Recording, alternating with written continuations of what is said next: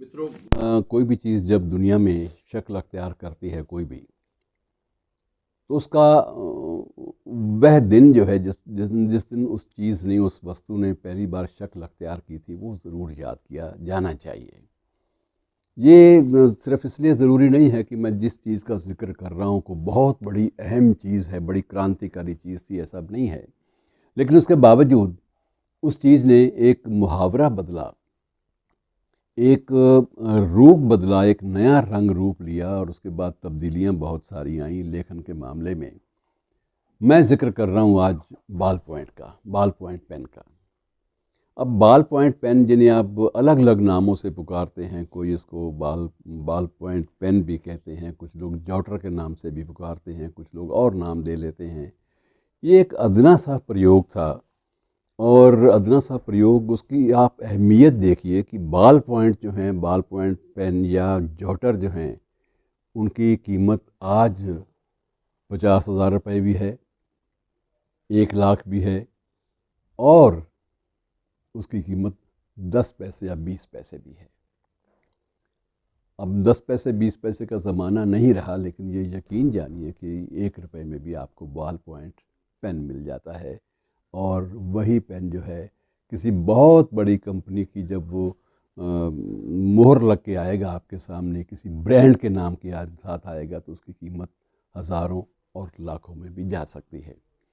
हज़ारों लाखों में इसलिए चली जाती है कि कुछ एक बॉल पॉइंट जो है उनके ऊपर डायमंड का वो लगा होता है, क्लिप जो है, और इसलिए उसकी कीमत एकदम से बढ़ जाती है। और जब डायमंड क्लिप के बिना वो चलता है तो उसकी कीमत 1 रुपये या 2 रुपये भी हो जाती है। तो बॉल पॉइंट का मित्रों अपनी उसकी दिलचस्प हिस्ट्री है। इसकी ईजाद, इसका इसका इसको कैसे ईजाद किया गया, किस माहौल ने मजबूर किया कुछ लोगों को कि बॉल पॉइंट बनना चाहिए। सबसे पहले मित्रों कलम दवात थी।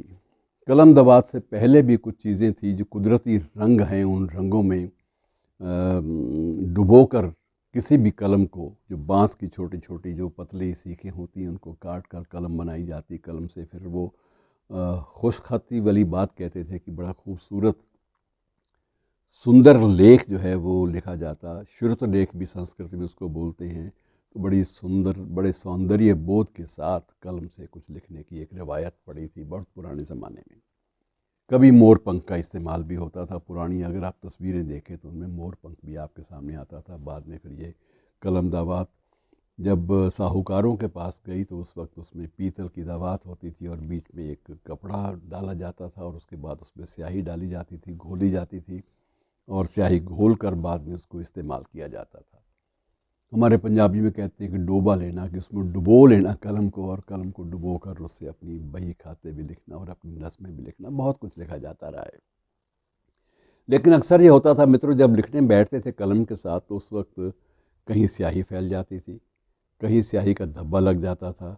और अक्सर स्कूलों में जब स्कूलों या कॉलेजों में जब बच्चे उस पेन का इस्तेमाल करते थे, कलम दावात वाले पेन का, तो उस वक्त ये होता था कि उनके कपड़ों का हुलिया कई बार बिगड़ा होता था और वो इस शक्ल में होते थे कि कई बार किसी को छेड़ना हो तो पेन है उसको छिटक भी दिया जाता था और छिटके के दाग जो है वो कई कई दिन उतरते नहीं थे, लंबे अरसे तक।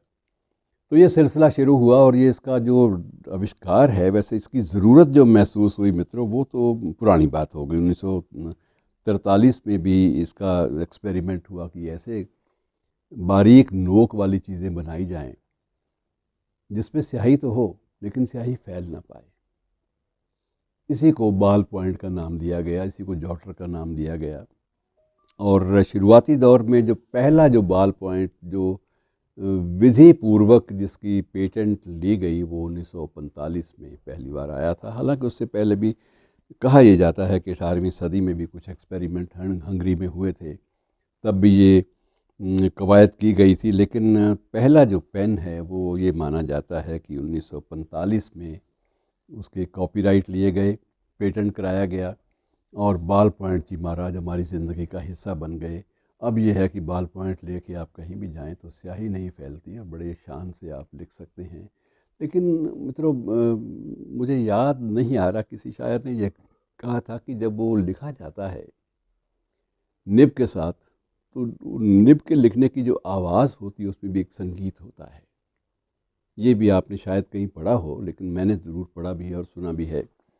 बहरहाल बहुत सारे जो निब थे बड़े अलग अलग किस्म के आते थे। पहले जी का निब भी आता था, एक जेड का निब आता था, एक बारीक नोक वाला वो कलम आता था, और एक ऐसा कलम भी आता था जिससे कैलियोग्राफी जो है वो की जा सके। कैलियोग्राफी अपने आप में एक बड़ा फ़न है, बड़ा आर्ट है।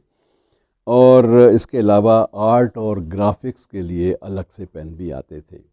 लेकिन यूँ यूँ वक्त बदला, वो स्याही का ज़माना थोड़ा सा लदने लगा, और स्याही जो है उसकी जगह कुछ ऐसी तजवीज़ें सामने लाई गई कि वो स्याही जो है वो किसी केमिकल्स में डाली जाए ताकि वो फैल ना पाए।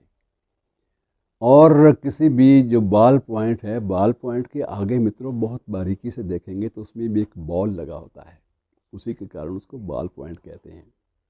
छोटा सा बल्ब भी उसको बोलते हैं। तो सारी की सारी जो स्याही है वो पहले बल्ब पर आती है, और बल्ब बड़ी खूबसूरती से वो कागज़ पर या किसी भी कपड़े पर या किसी भी पेंटिंग के ऊपर उसके साथ लिखाई होती है, उसके साथ लिखा जाता है, और लिखा बहुत कुछ जाता है मित्रों। तो आप ये मान के चलिए कि बहुत सारे दीवान जो हैं एक वक्त में कलम और दावात के साथ लिखे गए, लेकिन अब दावात जो है वो बिल्कुल आलमोस्ट गायब हो चुकी है। अब सिर्फ वो फैशन का एक पार्ट है, एक लीजेंड है हमारे सामने कलम दावात, लेकिन अब वो चीज़ें नहीं रहीं। अब वो शक्लें जो बदल गई, तो बशीर साहब का एक शेर मुझे याद आ गया कि ये मुझसे क्या बात लिखानी है कि अब मेरे लिए कभी सोने कभी चांदी के कलम आते हैं। मित्रों, स्याही तो वही थी और उसका बाल पॉइंट भी वही था, लेकिन कवर उसका जो जिस्म था उसका सोने का भी था, चांदी का भी था। इसलिए उसको बशीर साहब को ये शेर पिरोने में उनको मदद मिली कि मुझसे क्या बात लिखानी है कि अब मेरे लिए कभी सोने कभी चांदी के कलम आते हैं।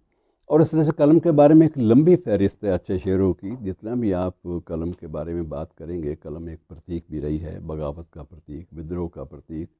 जब ये फैज़ के हाथ में थी तो उसका रंग बिल्कुल अलग था, जब किसी बनिए के हाथ में कलम थी तो उसका बिल्कुल उसकी कल्चर ही डिफरेंट थी, और जब ये किसी अखबार नवीस के हाथ में थी तो उसके सामने जज्बात नहीं होते थे, वो बिल्कुल अलग से दी थी। और जब किसी जज के सामने होती थी तो उस वक्त ये था कि जब पुराने वक्त में, अब भी है कि वो जब भी किसी को सज़ाए मौत सुनाते थे तो उसके बाद कलम का जो निब है वो तोड़ दिया करते थे।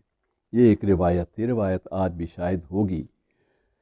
बस सज़ाए मौत की भी जो रिवायत है वो भी धीरे धीरे अब बहुत कम हो गई है, लेकिन बहरहाल फ़ैसला सुनाते वक्त वो कलम का निब, वो कलम दोबारा इस्तेमाल नहीं किया जाता था, निब तोड़ा जाता था। तो ये एक दिलचस्प कहानी है एक ऐसी चीज़ की जो एक बहुत मामूली है हमारे लिए, लेकिन बहुत बेशकीमती है, जिसका अपना इतिहास है, अपनी कल्चर है, अपनी हिस्ट्री है। तो आज के दिन हम बाल पॉइंट को याद कर रहे हैं। एक बड़ी मामूली चीज़ को एक बहुत बड़े परिवेश में याद किया जा सकता है, ये इस बात का भी एक उदाहरण है। शुक्रिया दोस्तों।